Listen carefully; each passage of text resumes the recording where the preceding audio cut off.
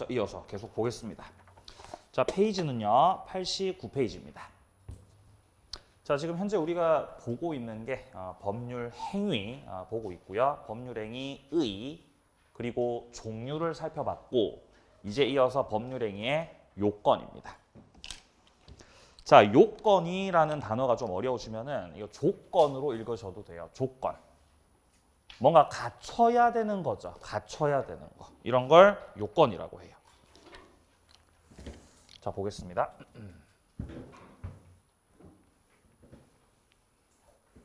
자, 갑이란 사람이, 자, 갑이라고 한 사람이 토지를 매매를 해요. 매매. 토지를 5억에 팔기로 했고, 5억에 팔기로 했고, 을은 그 토지를 5억에 사기로 했습니다. 그러면 갑은 5억에 판다 그랬고, 을은 5억에 산다 그랬으니까 매매라고 하는 계약이 성사된 거죠. 계약 성사. 계약이 된 거다. 계약이 된 거다. 그죠? 계약이 된 거다. 계약된 거. 된 것. 이제는 계약이 성사됐으니까 약속한 대로 땅 넘겨주고 돈 주고 하면 되겠죠? 등기 꽂아주고 하면 되죠. 자, 이거를 계약이 성사됐다는 거를 조금 더 어렵게, 조금 더 세련되게 법률 행위가 성립했다 이렇게 말합니다. 법률 행위가 성립했다. 자, 여기서 성립했다는 거는 태어났다는 거예요. 태어남을 성립이라 그래요. 이전에는 법률 행위가 없었는데 새롭게 생겨난 거예요. 당사자가 합의했기 때문에. 이전에는 없었죠. 이전에는 법률 행위 태어났어, 안 태어났어? 이전에는 안 태어났죠. 이전에는 안 태어난 거지. 근데 지금 성립이 됐다는 거는 태어나게 됐다는 거죠. 자, 그래서 성립되기 위한 조건이 있다는 거죠. 그걸 성립요건이라고 해요. 자, 학자들이 법률 행위가 태어나기 위해서는 무엇이 필요한지를 따져보니까 세 가지가 필요하다는 거예요. 첫 번째, 당사자가 있어야 된다. 야, 계약이 되려면 그 계약을 하는 사람이 있어야 되는 거지. 맞나요? 당사자예요. 지금은 갑과 을이죠. 갑과 을이 계약 당사자입니다. 자, 두 번째, 법률행위, 계약이 성립되기 위해서는 목적이 있어야 한다. 목적은 내용을 말하는 겁니다. 내용.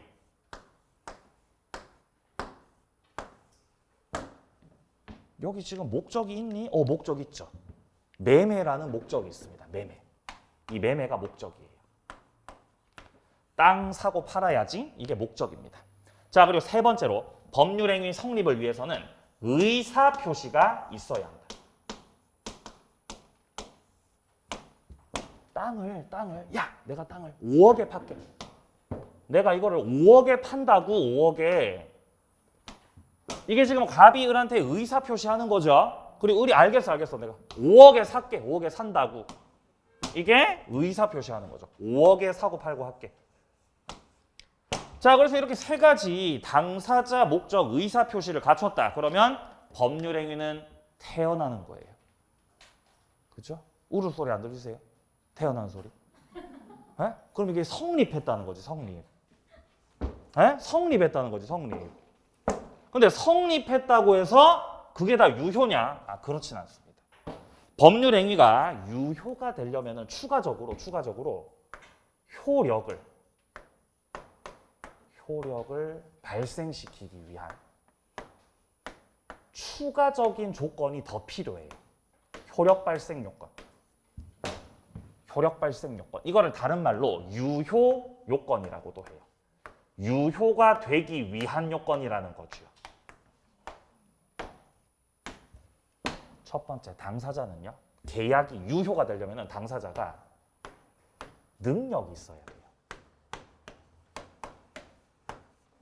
당사자가 너무 어리거나 당사자가 뭐 이렇게 정신이 좀 이렇게 나가 있거나 술이 만취가 됐거나 그러면 효력 없어요. 당사자가 아주 정상적인 그 상태, 그 능력이 있어야 된다는 거죠. 능력. 자, 두 번째입니다. 목적은 법률행위 목적은 적법해야 됩니다. 적법. 법을 위반하면 안 된다는 거지. 자, 그리고 의사표시는 의사는 생각이고 표시는 표출하는 건데 의사표시가 일치가 돼야 됩니다. 그리고 어떤 간섭이 없어야 돼요. 이것들까지 추가적으로 다 갖췄을 때 다. 한 개도 빼먹으면 안 돼요. 다 갖추게 되면 그때 비로소 이 갑과 을의 이 매매 계약, 법률 행위가 다 갖췄을 때 그때 유효가 돼요. 유효. 뭔가 갖추지 못하면 그럼 뭐가 될까요? 반대로 무효되는 무효. 갖추지 못하면 무효되는 거지. 이렇게 됩니다. 자, 여기서 우리가 구별하셔야 되는 거는 이 두 가지를 구별하셔야 돼요. 법률 행위를 성립시키는 요건들하고 성립 요건, 그리고 법률 행위의 효력을 발생시키는 요건들하고 효력 발생 요건들하고 이게 다른 개념이다라는 걸 구별하셔야 됩니다. 그럼 바꿔 말하면 무효라는 것은 법률행위 계약이 무효라는 것은 성립을 전제로 하는 거예요. 자, 한 번 더 말씀드리겠습니다. 무효는 뭐를 전제로 한다고? 성립을 전제로 해요. 잘생겼냐 못생겼냐, 잘생겼냐 못생겼냐를 이걸 따지려면은 일단 뭐부터 돼야 돼요? 태어나야 돼요. 그래야 잘생겼는지 못생겼는지 따질 수 있어요. 맞습니까? 합격이냐 불합격이냐. 야, 너 합격이니? 너 불합격이니? 이걸 따지려면 뭐부터 해야 돼요? 네, 시험 쳐야 돼요. 그죠? 그러니까 뭔가를 따지기 위해서는 그 전제 조건으로서 있어야 되는 게 바로 성립인 것이고, 성립이 되고 나서 이제 효력을 따지는 단계가 효력 발생 요건 단계라는 겁니다. 자, 그럼 예를 보죠. 잘 이해하셨는지. 자, 갑하고 을이 매매를 해요.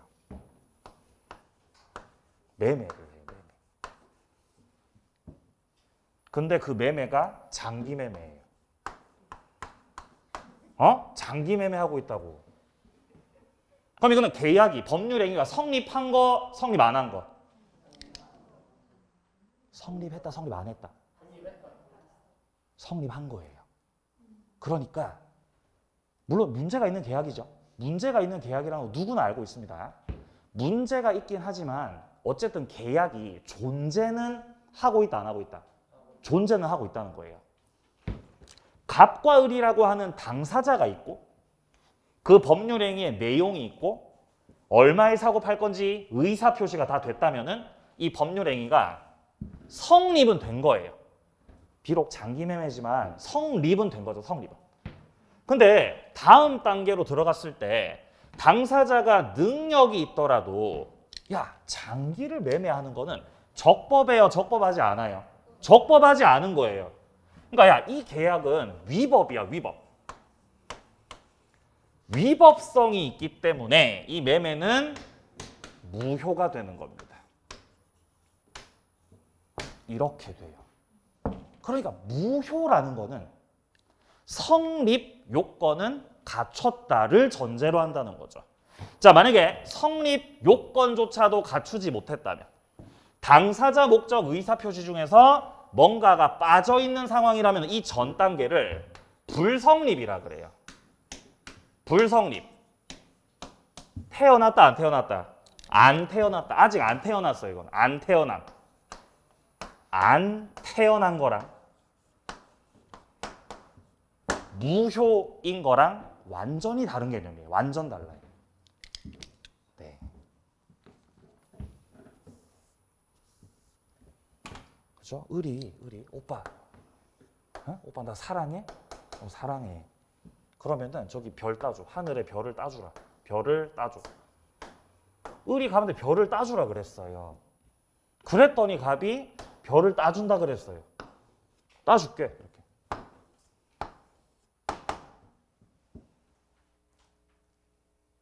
성립한 거, 성립 안 한 거? 성립한 거예요. 계약이 된 거예요. 당사자가 합의한 거예요. 그죠? 성립한 거, 성립한 거. 그러니까 이 성립 요건은 1단계지, 1단계죠. 성립 요건 1단계, 1단계. 1단계를 지나서 1단계들이 충족이 됐을 때 그 다음에 2단계 따지는 거죠. 2단계. 그래서 1단계와 2단계를 다 거쳤을 때, 무사히 거쳤을 때가 유효인 거죠. 지금 별을 따주겠다, 알겠다, 따줄게. 이거는 1단계는 통과된 겁니다. 근데 2단계로 들어갔을 때 별을 딴다는 건 가능해, 불가능해? 그건 불가능한 거예요. 불가능하기 때문에 야, 그거는 무효야. 이렇게 되는 거예요. 자, 제가 이제 설명상 한 개만 말씀드렸는데요. 유효가 되려면은 내용이 적법해야 될 뿐만 아니라 실현 자체가 가능해야 되고 뿐만 아니라 사회적으로 타당해야 됩니다. 자, 그래서 이렇게 성립과 효력을 발생시키는 게 다른 개념이다라는 걸 잡으셔야 되겠습니다. 자, 책 보죠. 자, 의부터 확인하세요. 자, 동그라미 2번 보세요. 동그라미 2번. 법률행위의 성립 요건에 대한 판단은 효력 요건 판단에 선행한다. 말 겁나 어렵게 써놨어요.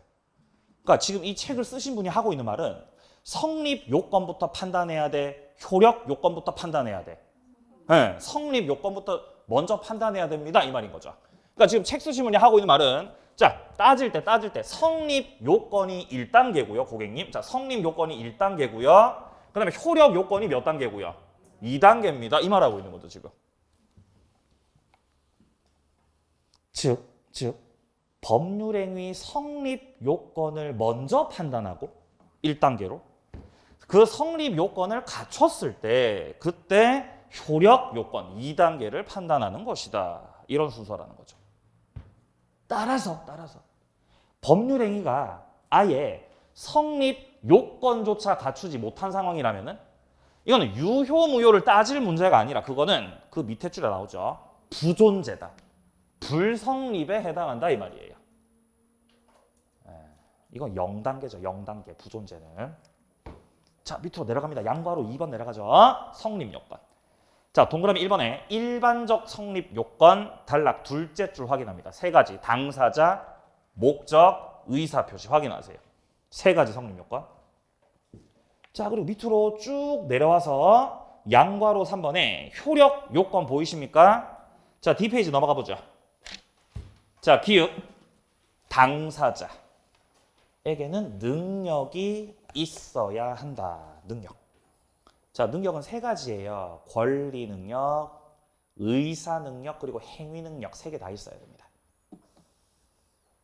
자, 여기서 우리 시험 범위에 포함되는 건 이 행위 능력 부분인데요. 행위 능력. 이 행위 능력이라고 하는 거는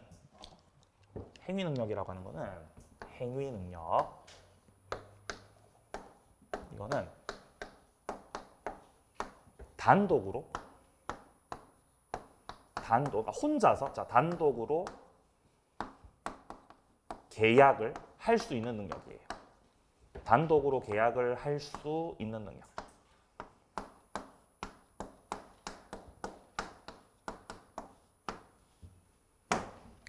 단독으로 계약을 할 수 있는, 단독으로 부동산 사고 팔고 이런 걸 할 수 있는 능력이 되려면은 적어도 19세 이상이어야 됩니다. 죄송합니다. 20세 이상이어야 되는 거죠. 그러니까 무슨 말이냐면은 이 행위 능력이 없는 분들, 행위 능력이 없는 분들, 그런 분들을 행위 무능력자라고 해요. 행위 무능력자. 행위 능력 없어. 자, 이거를 조금 단어를 순화시켜서 제한 능력자라고도 합니다. 제한 능력자. 능력이 제한적이라는 거죠. 그러면 제한 능력자라고 하는 사람들은 단독으로 계약을 할 수 있다는 거다, 없다는 거다? 없다는 거죠. 행위 능력이 없는 사람들이기 때문에 단독으로 계약을 할 수 없는 자들이고, 만약에 단독으로 계약을 했다면 보호장치가 마련되어 있는 자들입니다. 자, 여기에는 세 사람이 있는데요. 그 첫 번째가 바로 미성년자입니다. 미성년자. 19세 이하. 행위 능력자로서 단독으로 계약하는 게 제한되고요. 두 번째. 단어가 좀 어려울 수 있는데 피한정 후견인. 피한정 후견인.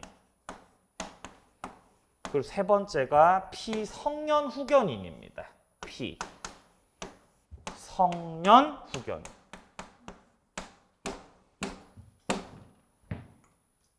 피한정 후견인은요, 좀 아픈 거예요. 아프다. 어디가 아픈 거죠? 머리가 아픈 거죠. 뇌가 아프다고요? 예, 맞아요. 뇌가 아픈 거죠.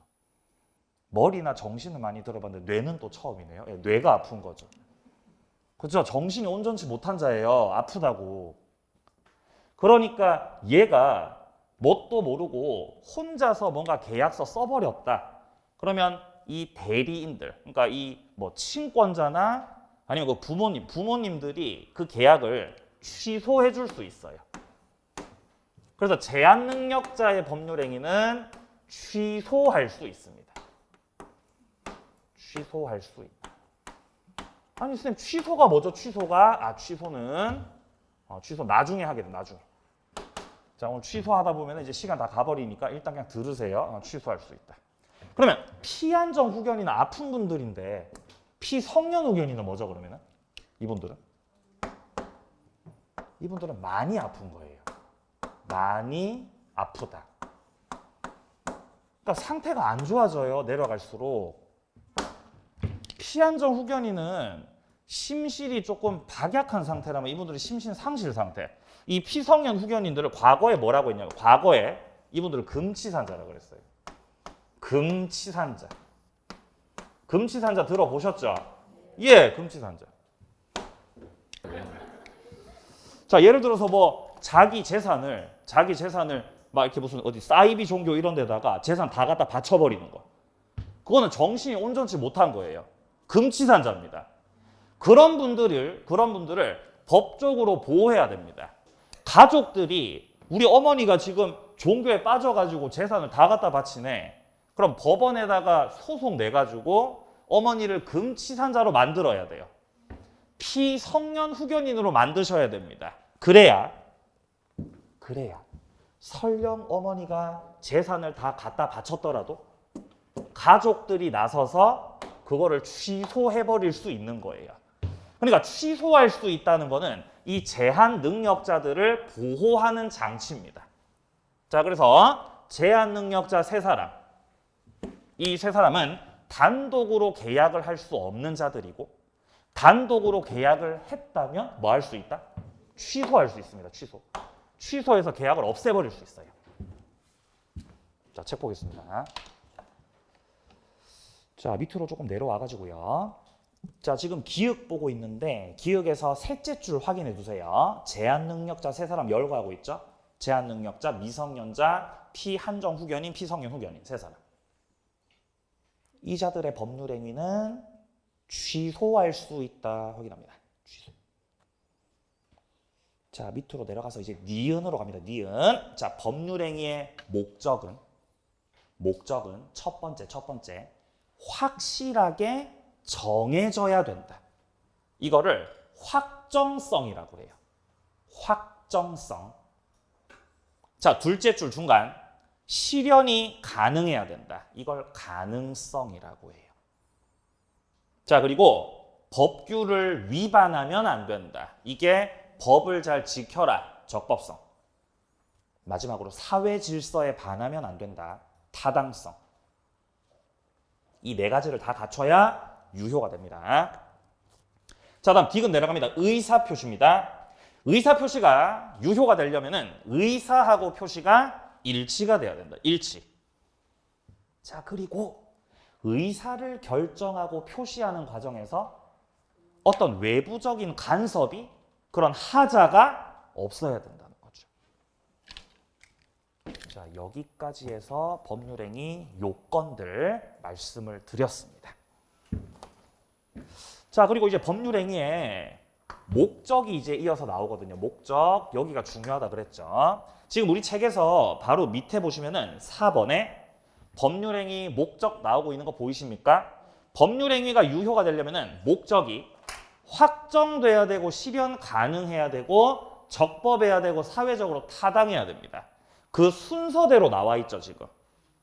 보이십니까? 양괄호 2번에 확정, 3번에 가능, 4번에 적법, 5번에 타당 이렇게 나오고 있죠.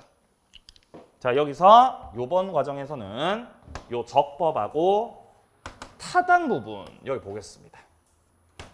자, 먼저 적법부터 보죠. 적법. 자, 칠판 좀 닦고 보겠습니다.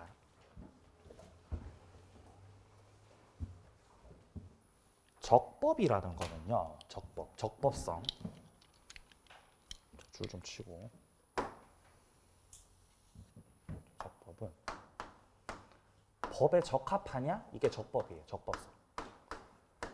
법에 적합하니? 법을 잘 지켰니? 이게 적법성이에요. 그러니까 적법성이라는 거는 야, 법을 좀 지켜라. 법을 지켜라. 이게 적법성이에요. 무사히 유효가 되려면 법을 지켜야지. 이게 적법성입니다. 자, 그렇다면 지켜야 되는 그 법, 지켜야 되는 그 법은 규범을 말하는 겁니다. 규정을 말하는 거예요. 규정. 자, 민법상 규정들을 보면은 거기에는 임의 규정이 있고 임의 규정 그리고 강행 규정이 있습니다.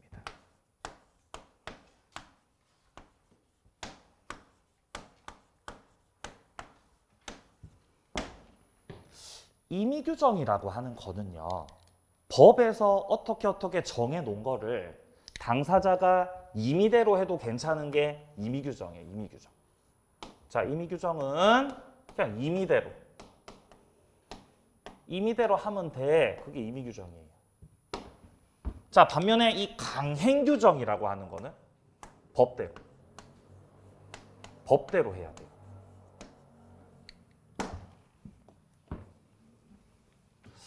예를 들어 어떤 사람이 상가를 가지고 있습니다. 상가. 자, 상가를 가지고 있는 사람이 자기가 영업을 해도 되지만 세입자를 받을 수도 있죠. 세입자를. 자, 그러면 갑이란 사람이 상가를 가지고 있어서 이 상가를 자기가 안에서 영업을 하는 게 아니고 다른 세입자를 받았다.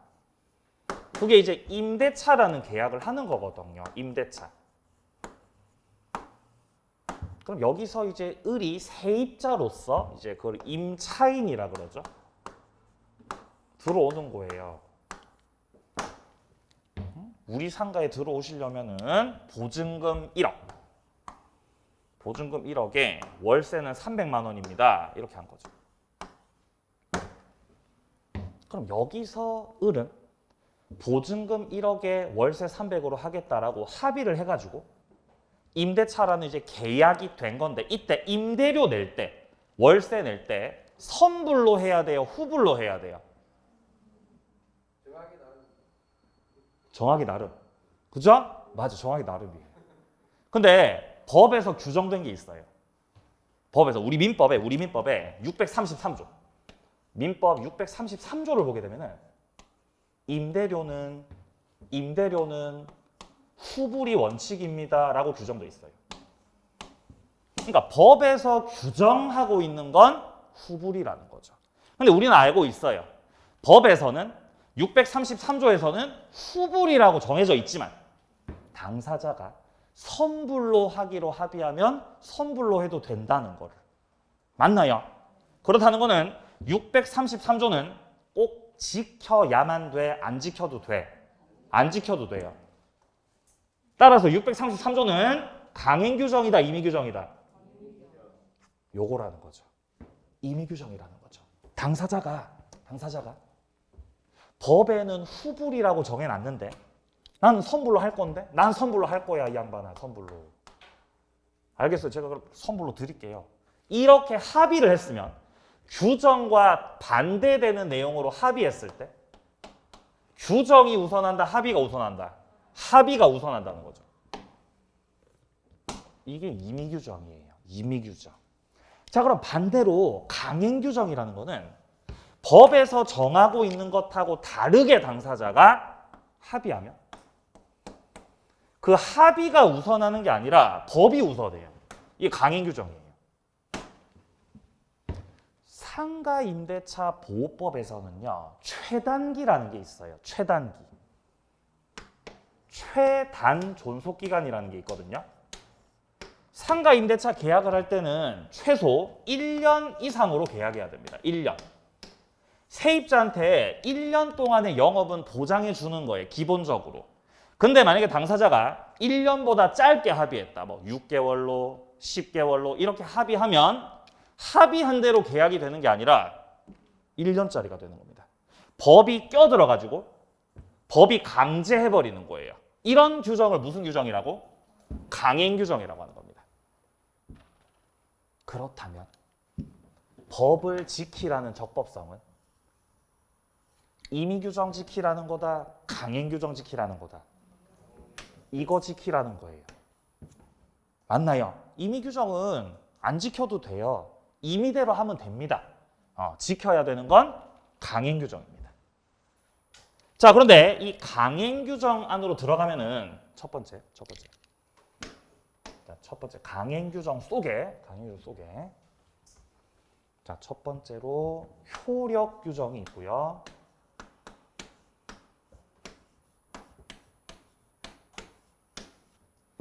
그리고 두 번째로 단속 규정이 있어요.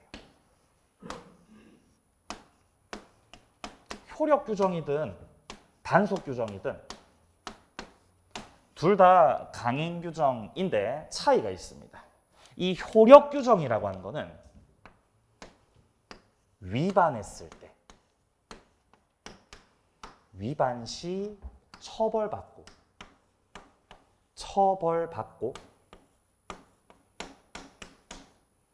무효예요. 위반 시 처벌받고 무효다. 자, 그런데 반면에 단속 규정 같은 경우는 위반했을 때 처벌받는 건 맞아요. 처벌받는 건 똑같아. 근데 유효예요. 그래서 단속 규정이 겁나 특이한 거예요. 얘가 특이하죠. 아니, 위반했으니까 처벌도 받고 다 무효로 해야 되는 거 아닙니까? 아니요. 단속 규정은 유효입니다. 자, 여기 공인중개사가 있어요. 공인중개사가 이제 일을 끝내면 수수료 받죠? 수수료 받아야 되죠? 받아야 되죠. 근데 일 끝나고 나면은 수수료 잘 안 주고 막 깎아달라 그러잖아요. 그러니까 선불로 받아, 후불로 받아? 후불? 선불? 정하기 나름이에요. 에? 정하기 나름입니다. 자, 어쨌든. 자, 중개사가 수수료를 받아야 되는데 이 수수료에 법정 한도가 있어요. 법에서 정한 한도. 그 한도를 넘기면 돼, 안 돼? 안 됩니다. 넘겨서 받으면 안 돼요. 예를 들어서 갑이라는 사람이 을을 중개해줬어요. 중개해줬고 이제 중개 수수료 받아야 되는데 중개 수수료 법정 한도를 보니까 갑이 받을 금액이 500만 원입니다. 예를 들어서. 근데 갑이 1000만 원 땡겼어요. 그럼 얼마 더 받은 거죠? 500을 더 받은 거죠. 맞나요? 500 더 받았다. 그러면 갑이 더 받은 500. 초과해서 받은 이 500은 을한테 돌려줘야 되겠어요? 안 줘도 되겠어요? 네? 줘야 돼, 안 줘도 돼? 만약에 이게 단속 규정이면 안 줘도 돼요. 유효니까. 그죠? 근데 만약에 이게 무슨 규정이면? 효력 규정이면 돌려줘야 돼요. 왜? 무효니까.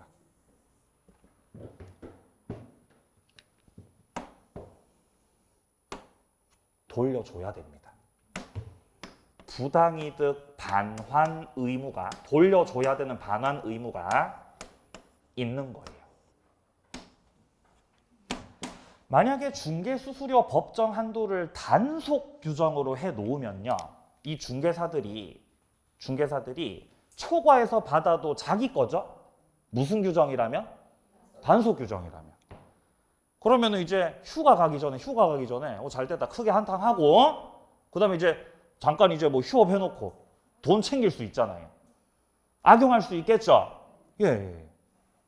중개사들 무서운 분들이잖아. 만나보면 무서워요.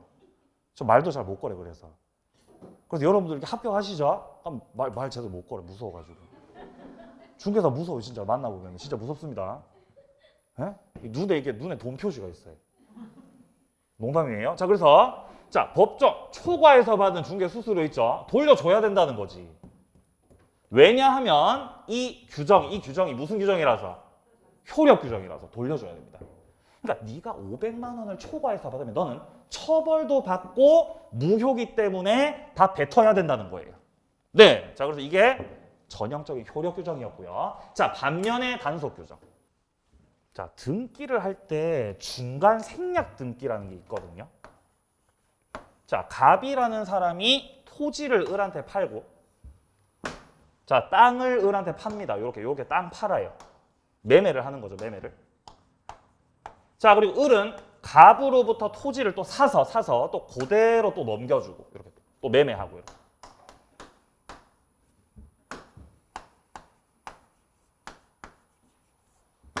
그러면 을이 갑으로부터 사서 땅을 또 병한테 팔아 넘기는 거니까 최종적으로 병한테 소유권 넘어가려면, 주인을 병으로 바꾸려면은 등기를 해야 되는데, 등기할 때 을에서 등기 넘기고, 을에게 등기 넘기고, 그리고 나서 또 병한테 또 등기 넘겨, 이렇게.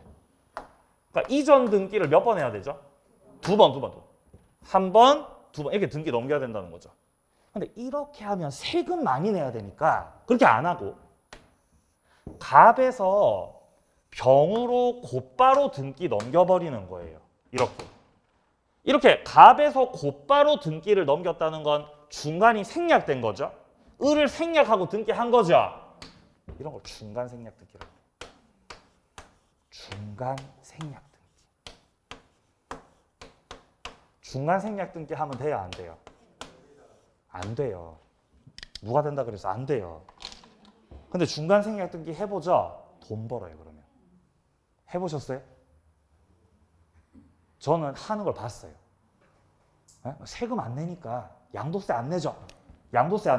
겁나 벌어요. 에? 이거 하면. 근데 하다 걸리면 처벌받습니다. 당연히 국가에서는 중간 생략 등기 권장해요, 금지해요? 금지하죠. 중간 생략 등기 금지 규정이 있습니다. 금지 규정. 하지 마라. 중간 생략 등기 하지 마. 어떻게든 세금 더 뜯어내야 되는데 이러면 너네 세금 안 내겠다는 거잖아. 하지 마.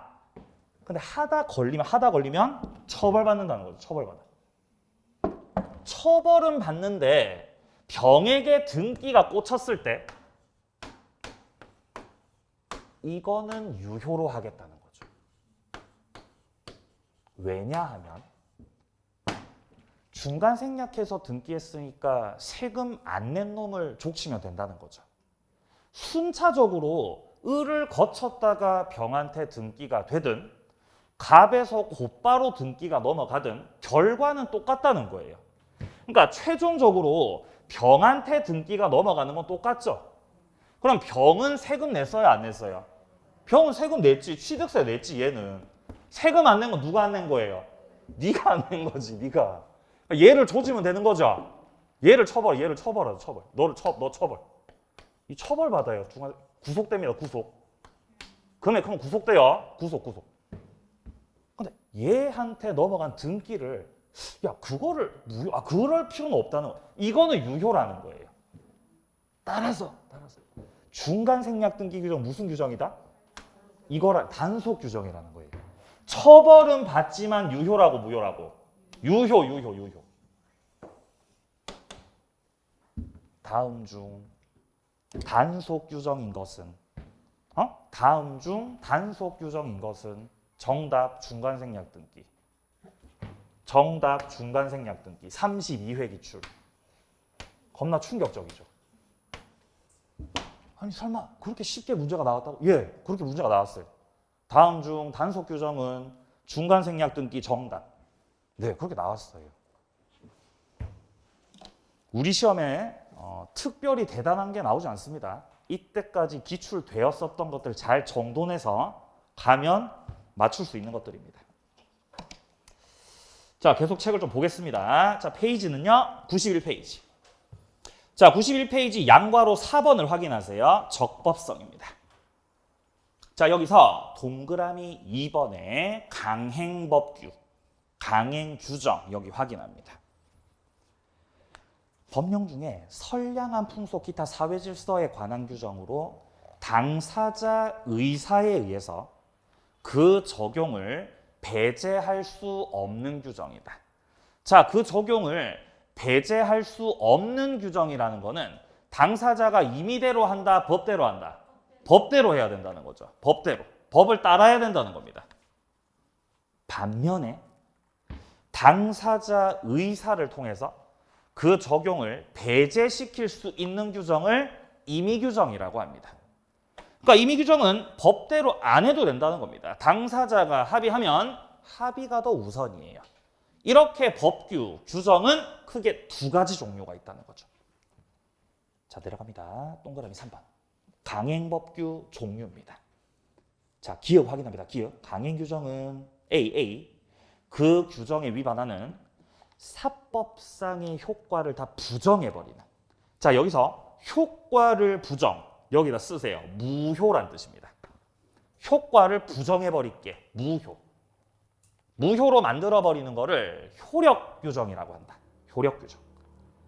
자, 그리고 B 보시면 B. 그에 위반해도 벌칙의 적용이 있을 뿐, 그러니까 처벌만 때릴 뿐, 그 자체 사법상 효과에는 영향이 없는, 자, 영향이 없는 이 말 자체가 유효 이 말이죠.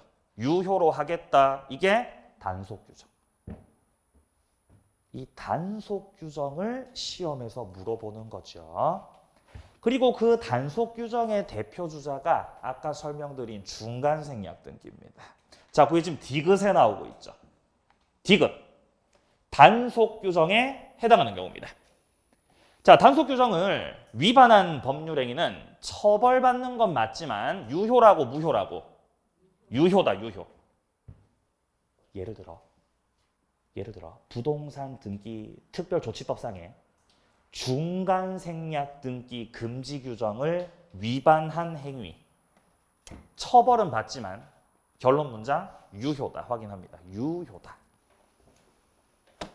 자, 그래서 이거 기억하세요. 중간 생략 등기 단속 규정이라서 유효다라는 거 확인합니다. 이거 32회 때 나왔어요. 이거. 자, 다음 이제 사회적 타당성으로 들어갑니다. 사회적 타당성. 반드시 나옵니다. 여기서. 사회적 타당성 별 3개. 반드시 나와요. 오늘 이제 식사하시고 이제 자리에 앉아서 이 타당성을 복습하시는 겁니다. 여기가 오늘 수업의 메인 이벤트가 되겠습니다. 타당성.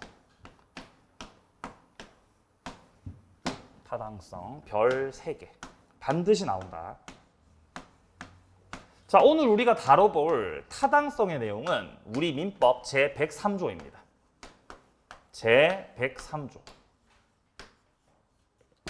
자, 제103조에서 정하고 있는 내용은 반사회적 법률행위입니다.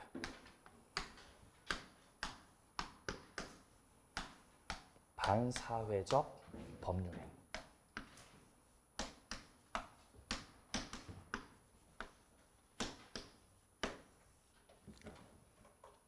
자, 일단 조문부터 함께 보죠. 자, 92페이지로 오시고요. 92페이지. 자, 92페이지에 동그라미 2번 보시면은 사회 질서를 위반한 법률 행위라고 해서 103조가 나오고 있는데요. 내용 보면 선량한 풍속, 기타 사회 질서에 위반한 사항을 내용으로 하는 법률 행위는 무효로 하겠다. 자, 그러면 선량한 풍속을 위반하면 돼야 안 돼요? 안 되는 거지. 선량한 풍속을 위반해버리면 뭐가 되니까? 무효가 되니까 이 103조를 규정하고 있는 목적은 선량한 풍속을 위반해라, 위반하지 마라. 위반하지 마라. 이거 위반하지 마. 선량한 풍속을. 자, 그리고 사회 질서를 위반해라, 위반하지 마라. 위반하지 말라는 거지. 이거를 위반하면 뭐가 되니까? 무효가 되니까 무효. 근데 선량한 풍속이 뭐죠? 네? 착한. 그죠? 착한. 사회 질서가 뭐죠? 사회 질서? 예, 줄 잘 서고. 맞아요. 착하고 줄 잘 서는 거. 그러니까 착하다 뭐 이런 게 개념 자체가 대단히 추상적이에요. 추상적이다. 추상적이기 때문에 제 멋대로라는 거예요. 제 멋대로. 네 마음대로예요. 누구 마음대로죠? 판사 마음대로입니다. 판사가 판결 때릴 때 야 이거 반사회야. 이거 103조 위반이야. 라고 하면 103조 위반이 돼서 무효가 돼요. 판사가 이거는 103조 위반 아닌데? 그럼 아닌 게 되는 거예요. 그러니까 이 조문 자체가 대단히 추상적이기 때문에 우리가 이 조문만 가지고 문제를 만들 수는 없는 거예요. 판사님 마음대로입니다. 그렇기 때문에 이 추상적인 규정을 토대로 나왔던 그 판결문을 봐야 됩니다. 판결문. 그게 판례예요. 판례에서 우리 시험에 출제가 되는 거죠. 판례 출제. 그럼 왜 이렇게 법을 이렇게 추상적으로 만듭니까? 왜 이렇게 구체적으로 안 만들고? 이유가 있어요. 이유가 있어요. 자, 시간이 좀 초과될 수 있는데, 자, 이유가 있는데, 제가 고등학생 때 아버지가 이렇게 하셨어요. 외박은 절대 금지다. 아버지가 외박을 절대 하지 말라 그랬어요. 너 만약에 외박하면 용돈을 없애버리겠다고 저한테 그렇게 하셨어요. 잠은 집에서 자야 되는 거지.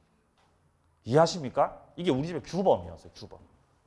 구체적이에요? 추상적이에요? 구체적이에요. 외박하지 마. 그죠? 구체적이죠. 그랬더니 제가 3시에 들어왔어요.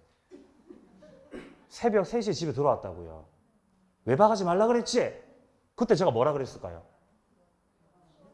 외박 안 했는데요. 외박 안 했는데요 라고 한다고요. 외박이라는 건 밖에서 자는 게 외박이잖아요. 나 잤어 안 잤어? 밖에서? 안 잤어. 그랬더니 아버지가 그러면은 규범을 추가한다. 23시까지 너는 귀가해야 된다. 규범이 추가되는 거예요. 구체적이에요? 추상적이에요? 구체적이죠. 그죠? 그랬더니 제가 23시에 귀가했다가 12시에 나갔어요. 제가 무슨 말씀을 드리고 싶냐면은 구체적으로 규정을 정하다 보면 빠져나갈 구멍이 생기는 거예요. 계속. 그랬더니 아버지가 알겠어. 내가 잘못 생각하고 있었네. 규범을 새로 만드셨어요. 학생답게. 학생답게 살아라. 이렇게. 이러면 이제 못 빠져나가요. 너 안 학생답네? 너 이제 용돈 없어가 되는 거예요. 추상적이죠. 그러니까 여러 가지 행위들 중에서 구구절절히 구체적으로 법을 정해서 제재할 수 없는 것들. 너무 좀 이렇게 뭐라고 해야 되죠? 이렇게 구멍을 빠져나가는 그런 행위들이 있거든요. 좀 애매한 것들. 그런 것들을 제재할 수 있는 법적 최후의 보루가 바로 이 103조인 겁니다. 이거예요. 이 최후의 보루죠, 이게. 그러니까 판사님이 뭔가를 무효로 만들고 싶은데 야, 이건 아무리 봐도 무효 같은데? 근데 무효로 만들 구체적 법적 근거가 없을 때 그때 갖고 오는 게 103조예요. 만병통치약이에요. 그래서 추상적이에요. 그래서 일부러 이렇게 만든 거예요. 추상적으로. 그래서 시험에 출제가 될 때는 이게 반사회적인 거구나. 이게 반사회가 아니구나 라는 이 판례를 보면서 판례에 나오는 그 단어나 문장들을 보면서 이거는 반사회다. 이거는 반사회 아니다. 라고 구별할 수 있으면 틀리지 않는 파트입니다. 안 어려워요.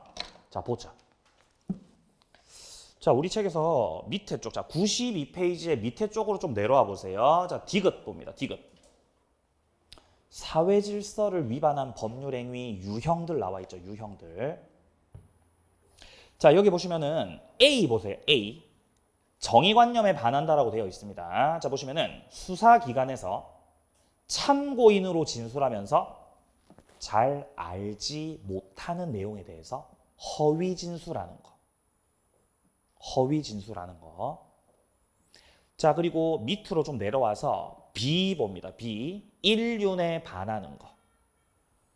자, 첫 번째 점에 보시면은 일부 일처제에 반하는 부첩계약이라고 돼 있죠. 이거 첩계약이라고 하는 겁니다. 첩계약. 첩을 데리고 살면 돼야 안 돼요? 안 되지. 첩 데리고 살면 안 되지. 근데 첩 데리고 살지 말라는 법이 없어요. 첩 데리고 살지 말라는 법이 없다. 그러니까 판사님이 몇 조 가지고 왔다. 이거 갖고 왔어. 이거 갖고 와서 그 첩 만든 사람한테 너는 반사회적이야. 그러니까 무효야라고 하셨던 겁니다. 자, 그리고 밑 두 번째 점. 부부나 모자가 동거하지 않기로 한다. 동거해야지. 예, 이거 반사회적입니다. 자, 세 번째 점. 아들이 자녀가 부모 상대로 불법 행위에 기한 손해배상 청구하고 있죠. 자녀가 부모한테 손해배상하라고 청구하는 거. 버릇 없지요. 인륜에 반한다는 거예요. 자식은 부모한테 손해배상 청구하면 안 됩니다. 라는 법이 없어요. 그러니까 판사님이 103조 갖고 온 거예요. 이거 사회질서에 반하는 거네, 이거. 무효라고 하셨던 거죠.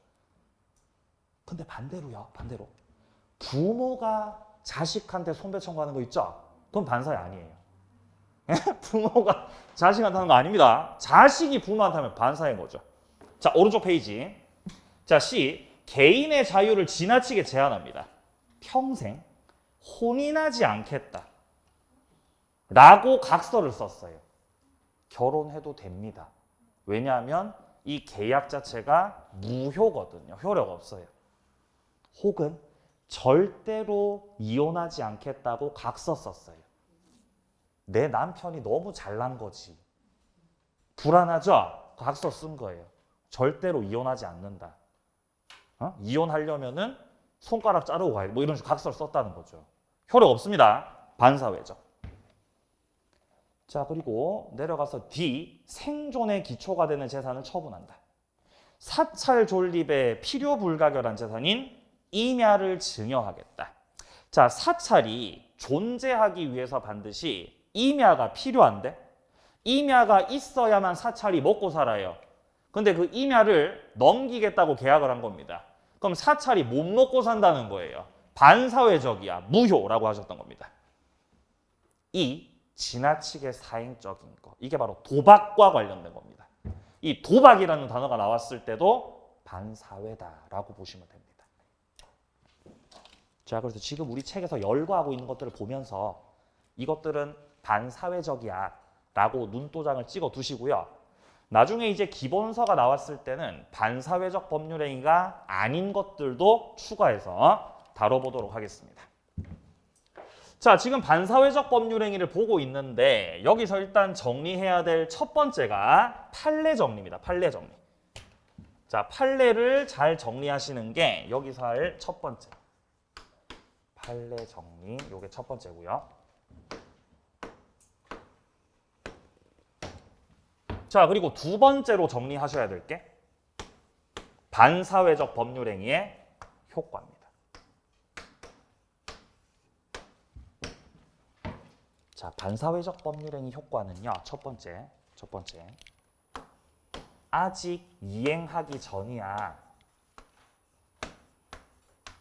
아직 이행 전이면요. 절대적 무효예요. 절대적으로다가 그 효력은 없는 거야. 무효. 자, 이게 효과 첫 번째고요. 자, 그다음 효과 두 번째입니다. 이행한 후라면 그때는 불법 원인급여라는 게 적용됩니다. 불법 원인급여. 자, 그래서 오늘 효과를 말씀드리고 끝나니까 힘내세요. 뭔가 계약을 했는데 그 계약이 반사회적 계약이었다. 그러면 무효입니다. 왜 무효냐? 103조에서 무효가 된다라고 규정해 놨거든요. 자, 그러면 어떤 사람이 이분이 은퇴를 하셨어. 은퇴. 80살. 근데 은퇴를 하셨는데 돈이 많아요. 은퇴를 했는데 돈이 많아요. 그러면 가정에 충실해요, 딴짓해요? 에? 돈이 많습니다. 딴짓을 하는 거, 딴짓을. 그래가지고 어떤 사람한테 같이 살자고 제안한 거예요. 나랑 같이 살면 내가 집도 사주고 차도 사주고 돈도 주고 준다고 이렇게. 그렇죠? 이분은 뭐 한 30살 이렇게. 이 무슨 계약이죠? 첫 계약입니다. 이게 바로 첫 계약이에요. 첫 계약. 그죠? 제가 첫 계약을 좋아하는 게 아니라 시험에 나오니까 말씀드리는 겁니다. 자, 그러면 첫 계약을 했다는 것 자체가 이분이 가정이 있어요, 가정이 없어요? 가정이 있는 사람이. 이 사람이 을하고 계약을 할 당시에 가정이 있었던 사람이죠. 자, 그래서 계약 당시를 기준으로 해서 계약이 이루어지는 그때 당시를 기준으로 해서 판단을 해봤을 때 야, 이 계약은 반사회적인 계약이라는 거예요. 따라서 유효다, 무효다? 무효다, 무효. 효력 없어요.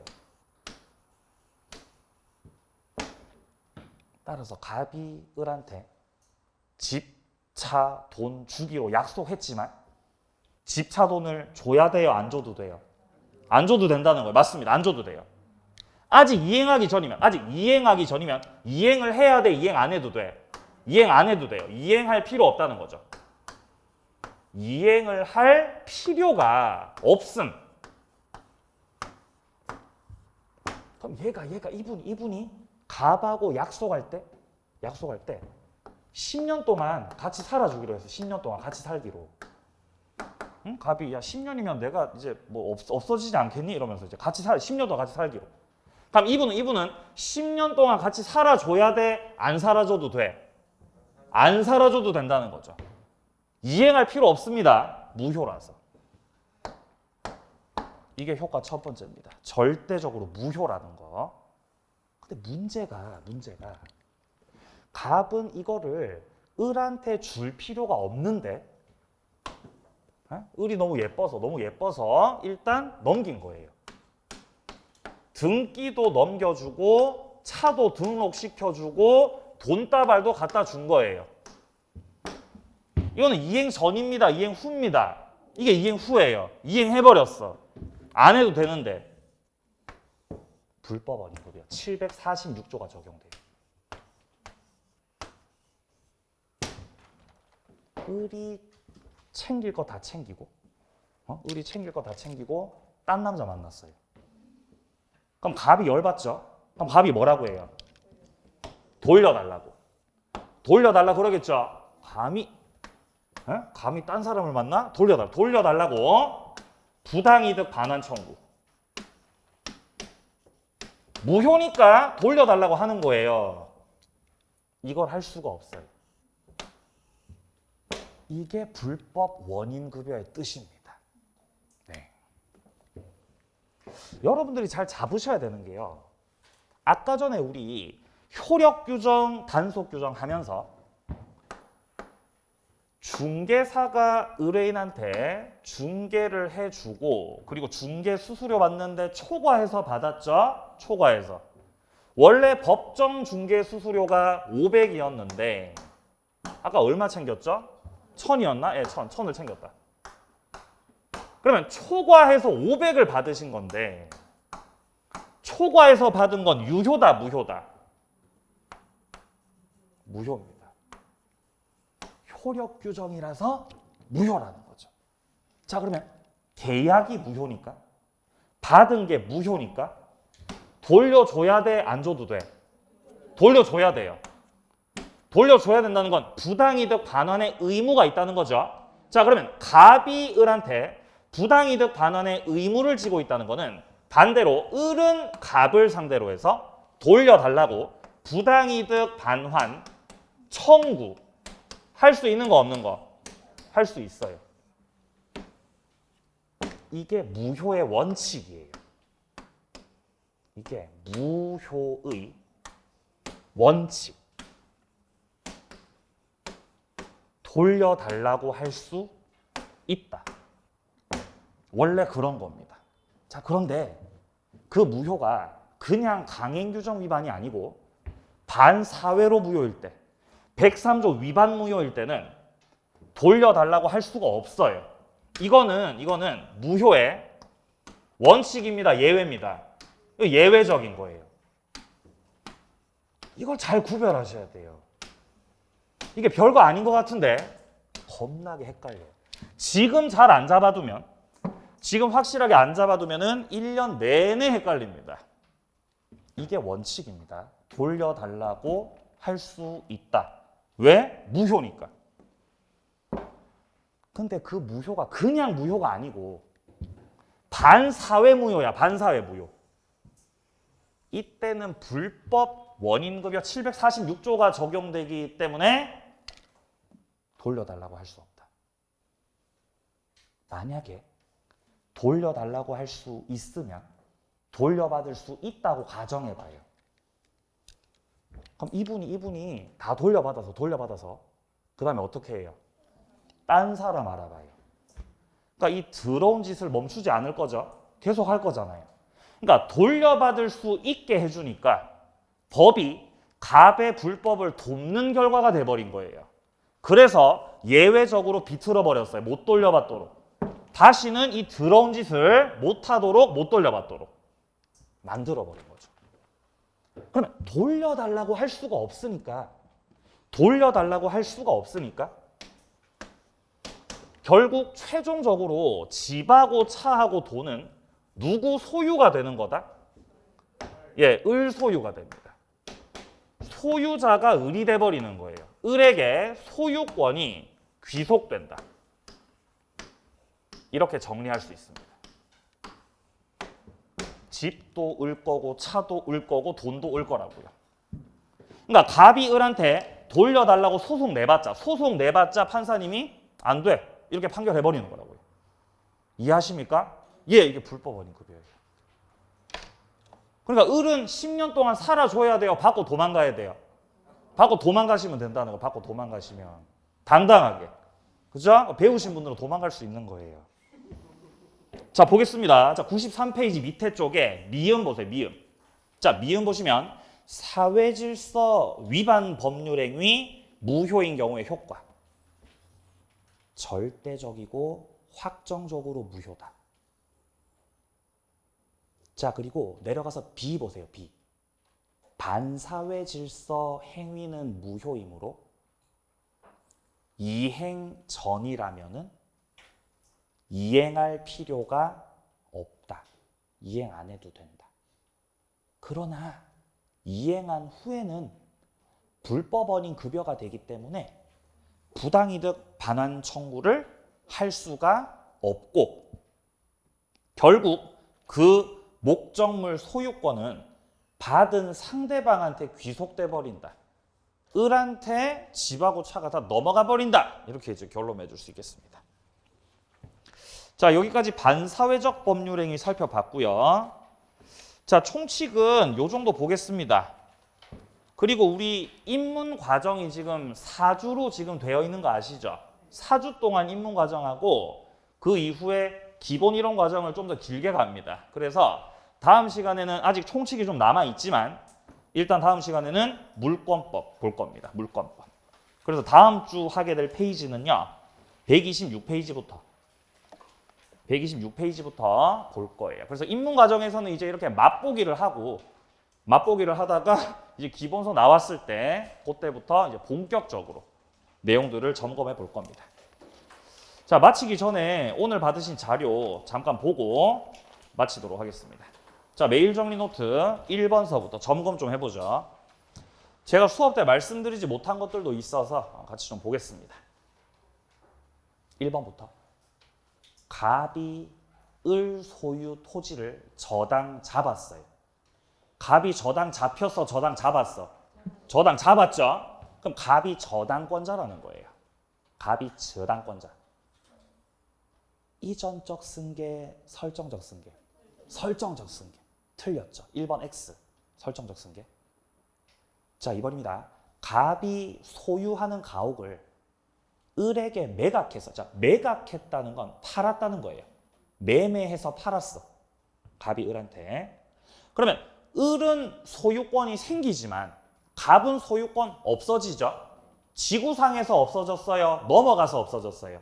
넘어가서 없어진 거지. 절대적 소멸, 상대적 소멸. 네, 상대적 소멸 맞는 말입니다. 5. 자, 3번입니다. 합의로 계약을 해제합니다. 이런 걸 합의 해제라고 해요. 자, 오늘 수업 때 말씀을 제가 못 드렸는데, 자, 이런 걸 합의 해제라고 합니다. 합의 해제. 그리고 여러분들이 앞으로 민법 지문이나 문제 풀다가 이 합의라는 말이 나오면 자연스럽게 계약을 떠올리시면 됩니다. 그래서 합의를 통해서 해제했다는 거. 해제는 끝내는 겁니다. 끝내는 거. 이 해제는 계약을 삭제하는 거예요. 삭제해서 없애버릴게.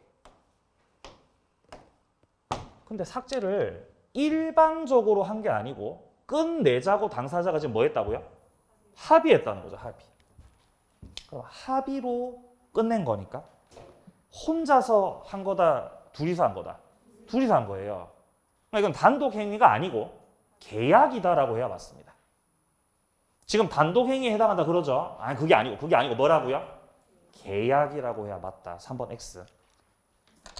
자, 4번입니다. 반사회 질서 법률 행위에 해당하는지 그 여부를 판단할 때 이거 반사회냐 반사회 아니냐 그거를 판단할 때는 당사자가 계약을 했던 그 시점을 기준으로 판단합니다. 당사자가 뭐 했던 시점? 계약을 했던 시점. 그거를 뭐라고 말씀드릴 수 있냐면은 계약 체결 당시입니다. 계약 체결 당시. 거기다 좀 써놓으세요. 계약 체결 당시. 자, 혹은 어떻게도 표현할 수 있냐면은 법률 행위 성립 당시.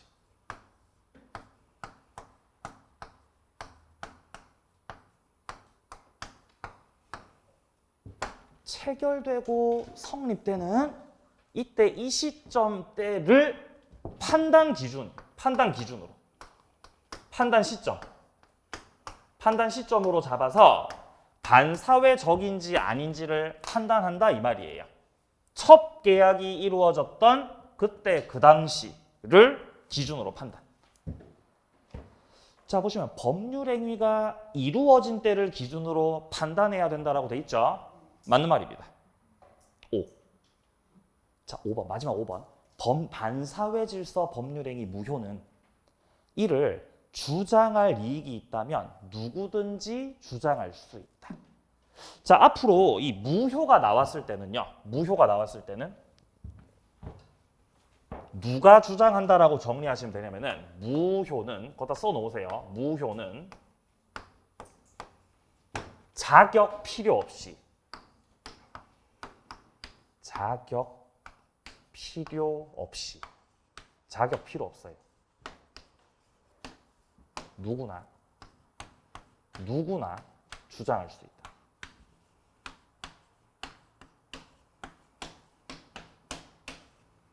무효는 누구나 주장할 수 있습니다. 앞으로 만나게 될 내용이에요. 그럼 5번은 어떻습니까? 5예요, X예요? 5입니다. 5. 자, 여기까지 하고요. 다음 주는 이제 물권법으로 만나도록 하겠습니다. 자, 고생 많으셨고요. 다음 주도 건강한 모습으로 만나겠습니다. 수고하셨습니다.